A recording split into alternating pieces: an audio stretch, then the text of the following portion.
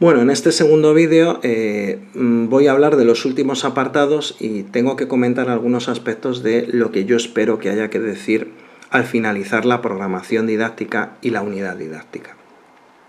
El siguiente apartado es el apartado 11, elementos transversales.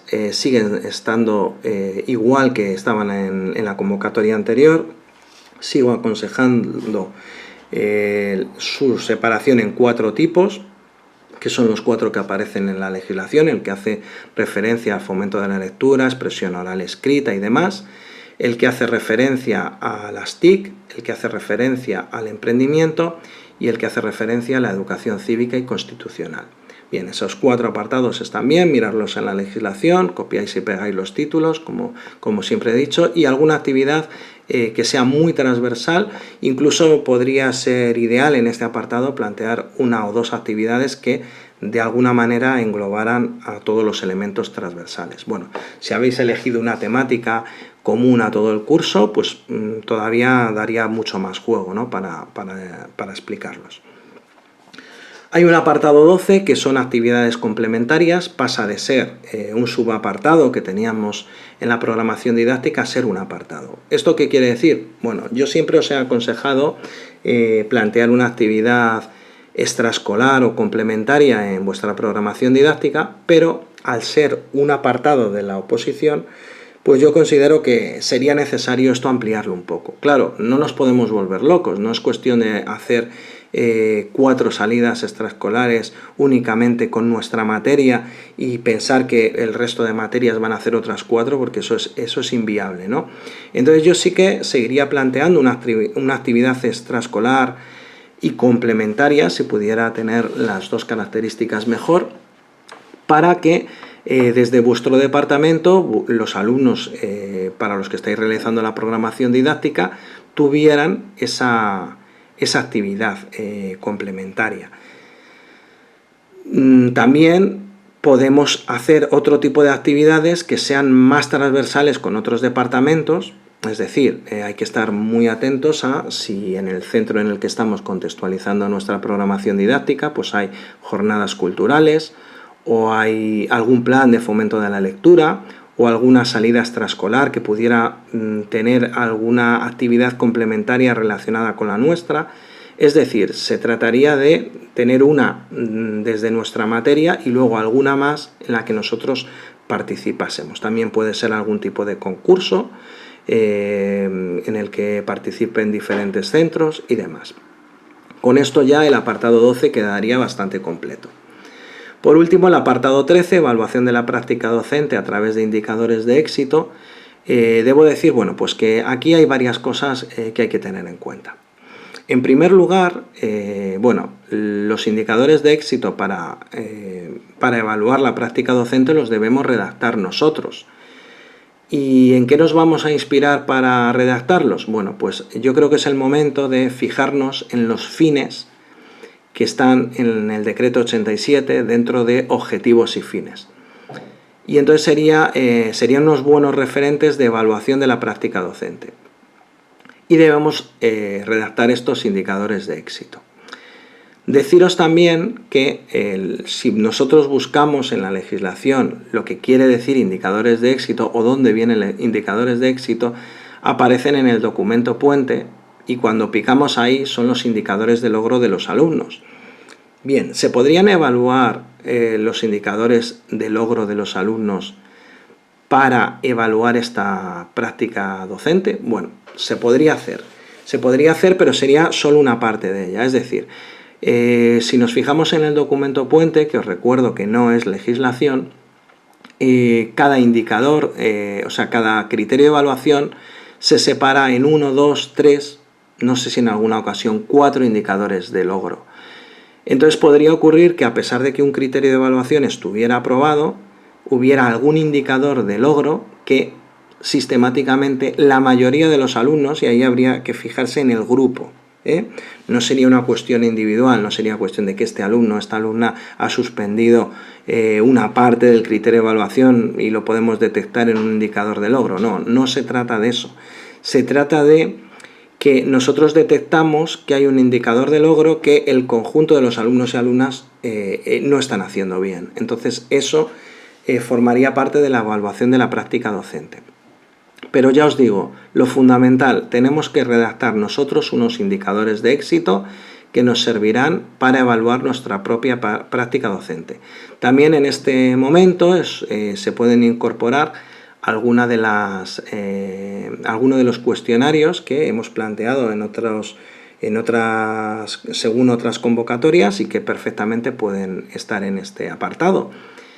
Deciros también que también tenemos cuestionarios de la autoevaluación del alumnado y esos cuestionarios también nos pueden aportar datos, ¿no? Porque si es un tipo de cuestionario en el que hay alguna comparativa entre unidades didácticas, pues lo que debería ocurrir es que tuviéramos una distribución más o menos homogénea de esos resultados. Sin embargo, si hay una unidad didáctica que la mayoría de los alumnos consideran, bueno, pues que al pasar el cuestionario, pues que no la consideran de utilidad, que no han aprendido nada, que no recuerdan, que no les ha gustado. Bueno, pues como hay una comparativa, si la unidad 5 sale siempre por la mayoría de los alumnos muy mal parada, pues tendremos que también evaluar esa práctica docente en esa unidad.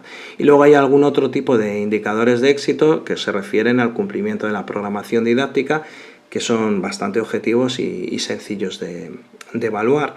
Entonces, bueno, pues realmente el apartado 13 no cambia el nombre, pero por lo demás, bueno, pues cambiamos el nombre del apartado y incorporamos todo lo que os he comentado. Muchos me estáis preguntando qué hacemos con las conclusiones y la bibliografía. Evidentemente, las conclusiones y la bibliografía no forman parte de ninguno de los apartados anteriores, por lo tanto, es lógico que los podemos añadir como apartados. De hecho, yo espero que en los criterios de calificación de los tribunales aparezca como una calificación las conclusiones que hayamos elaborado y la bibliografía. Por lo tanto, es el momento de elaborar una buena conclusión para tenerla bien preparada. Muchas veces cuando os veo defender la conclusión, en vez de rematar la defensa y mejorarla, lo que hace es estropearla. Eso es un problema. O sea, es una frase que tenemos que tener muy bien preparada. De hecho, la conclusión debe haber dos versiones, una larga y otra corta, en función del tiempo que llevemos de la defensa. Por lo tanto, esto tiene que estar más que estudiado y más que preparado, ¿no? La defensa corta es cuando se nos agota el tiempo, por lo tanto, se debe suponer que si vamos justos de tiempo es porque hemos dicho todo lo que estaba previsto decir en la defensa de la programación y, por lo tanto, esa defensa corta debe hacer referencia, pues seguramente a alguna cita de alguien importante, alguien relevante que, bueno, pues justifique desde la materia o desde la metodología todo lo que hemos hecho, ¿no? O algún tipo de frase nuestra que sea una declaración de intenciones acerca de lo que deseamos hacer como docentes o de lo que hemos defendido en la programación didáctica. Si por el contrario vamos sobrados de tiempo, es que algo nos hemos dejado. Entonces, la conclusión larga debe hacer un resumen de todo lo que hemos hecho en la defensa o todo lo que pretendíamos hacer. Por lo tanto, debe estar muy estudiado, pasar por todos los elementos curriculares. Y así, si hay algo que no hayamos tratado del todo bien, que no hayamos tratado en profundidad, por lo menos evitamos que el tribunal en ese ítem nos ponga que no hemos tratado ese apartado o ese subapartado. La bibliografía lo mismo, ya os digo, sería un buen momento de localizaros libros interesantes desde el punto de vista metodológico, desde el punto de vista de planteamiento de actividades de vuestra materia, porque luego lo veremos un poco más adelante. En el texto de la convocatoria de oposiciones se deja entrever que bueno, pues va a favorecer el uso de material, el facilitar material al tribunal, tanto en la defensa de la programación como en las unidades didácticas. Por lo tanto, sería un buen momento para tener preparado un libro o 2 libros para destacar y facilitar al tribunal, y así entretenerlos un poquito, y mencionar que el resto están en la programación didáctica, ya que la bibliografía no nos va a añadir demasiado, pero sí que esos libros que vamos a destacar van a ser importantes para el tribunal, especialmente si están escritos por algún profesor o profesora de universidad de la Comunidad Valenciana. Debo decir que en las últimas convocatorias había que hablar de conclusión y bibliografía, tanto en programación como unidades didácticas. Entonces ahora volvemos a las unidades didácticas. En las unidades didácticas hemos hablado de una serie de aspectos, como ya os he dicho: objetivos de la unidad, contenidos, criterios de evaluación, competencias, actividades de enseñanza-aprendizaje, recursos didácticos, actividades de evaluación y actividades de refuerzo y ampliación. Bien. ¿Esto es lo único que debemos decir, que no es poco? Bueno, esto es lo que no podemos dejar de decir nunca, pero hay algún otro aspecto que deberíamos decir. Yo creo que en nuestras tablas de unidades didácticas, como he dicho anteriormente, deben estar relacionados los estándares de aprendizaje evaluables, y eso lo debemos decir en algún momento de la defensa de la unidad. Porque si bien los estándares no nos van a servir para decidir si están suspensos o aprobados, porque a partir de la convocatoria se puede ver claramente que los estándares no tienen ninguna relevancia en esta convocatoria, pero los estándares, aunque no se aprueben y suspendan, tienen un valor sumativo.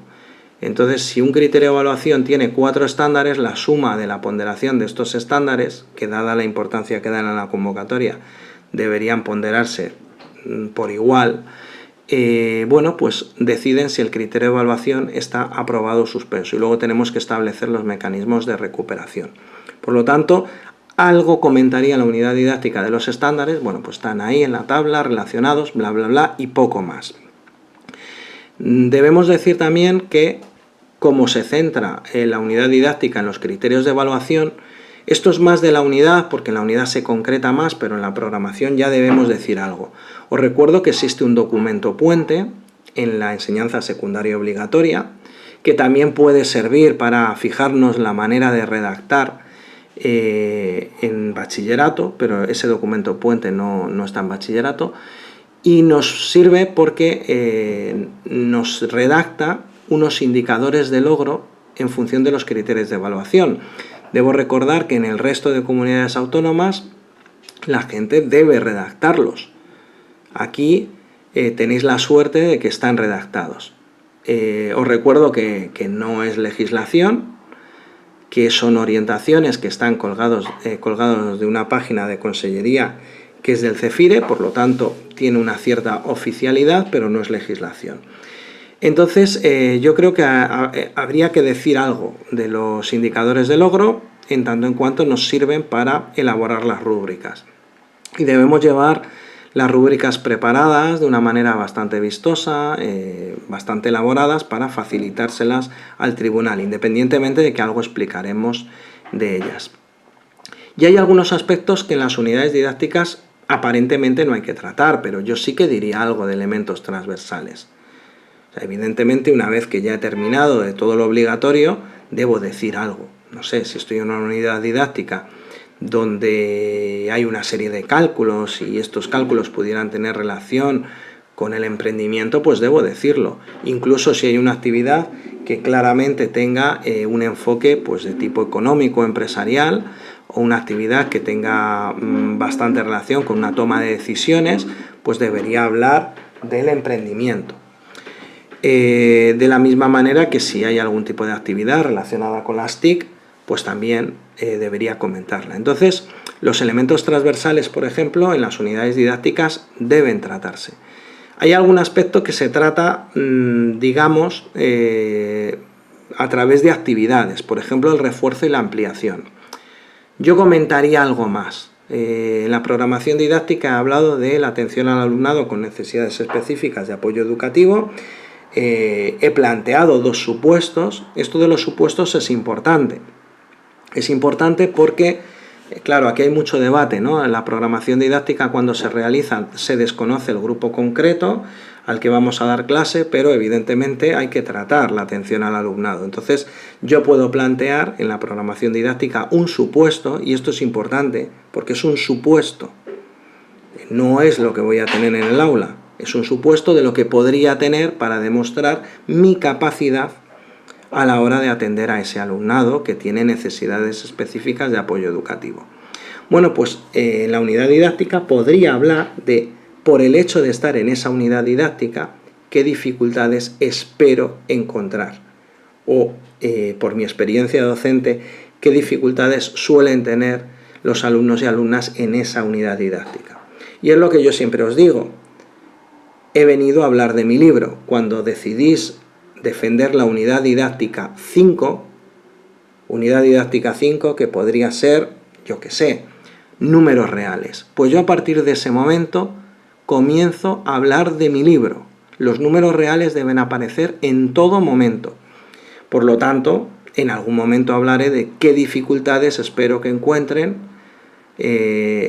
los alumnos que tienen necesidades de apoyo educativo, necesidades específicas de apoyo educativo, qué dificultades van a tener por el hecho de ser la unidad de números reales, frente a las dificultades que podrían haber tenido si hubiera defendido otra unidad didáctica. Hay que añadir también que hay algún otro aspecto que debo tratar en la unidad didáctica y estoy casi seguro que aparecerá en la convocatoria. Debo decir unas conclusiones y debo decir una bibliografía.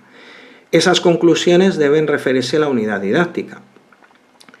Y, bueno, pues esas conclusiones que se refieren a la unidad didáctica deben justificar, bueno, pues lo que he realizado desde el principio de la programación hasta el final, porque al fin y al cabo lo que he estado realizando es una concreción que iba desde lo más general, es decir, desde la legislación estatal, hasta algo muy concreto que son las actividades de enseñanza-aprendizaje que voy a plantear en el aula, es decir, ya para un grupo concreto.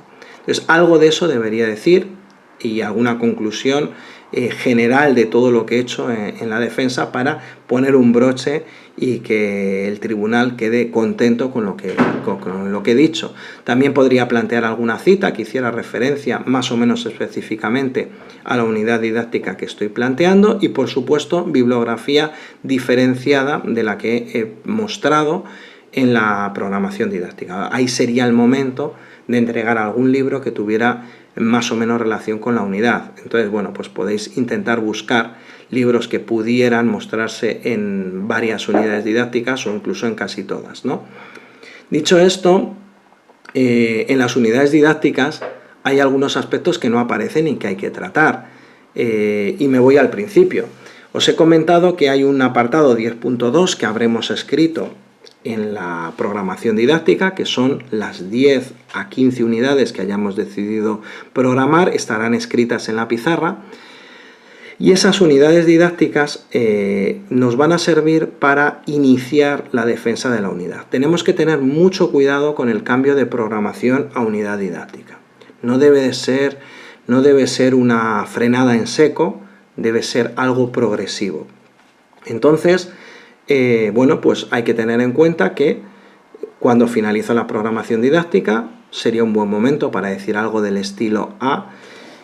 Si no hay ninguna pregunta y el tribunal me lo permite, procedo a defender la unidad didáctica tal. O sea, hay que buscar una manera de hacer una transición de la programación a la unidad, también para que el tribunal gestione los tiempos y sepa cuándo he finalizado la programación y cuando inicio la unidad didáctica. Hay que hacer una introducción de la unidad didáctica, aunque aquí no aparezca, hay que introducir la unidad didáctica.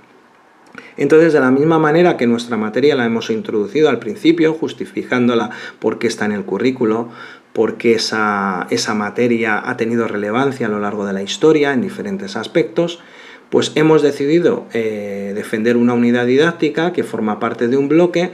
Pues bueno, si por ejemplo fuera el bloque de la álgebra, pues tendríamos que, desde un punto de vista histórico, justificar el álgebra, qué relevancia ha tenido, y de alguna manera también justificar por qué debe estar esa unidad en el currículo, ¿no? O el bloque del que forma parte.